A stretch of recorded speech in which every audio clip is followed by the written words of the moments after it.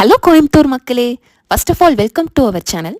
நம்ம வடவழியில் நிறைய buying and selling flats, newly constructed house, resale house வாங்கணும்னா இல்லை கோயம்புத்தூரில் எல்லா ஏரியாலையும் வாங்கணும்னாலோ நம்ம சேனலை மறக்காமல் சப்ஸ்கிரைப் பண்ணி வச்சுக்கோங்க. நீங்கள் வீடியோவில் பார்த்துட்டு இருக்கிற இந்த வீடு 3 BHK 3 சென்டில். அட எப்போ பார்த்தாலும் இதே தான். உங்கள் சேனலில் மட்டும் இல்லை, எல்லாத்து சேனல்லையும் இதே தான் சொல்கிறீங்க.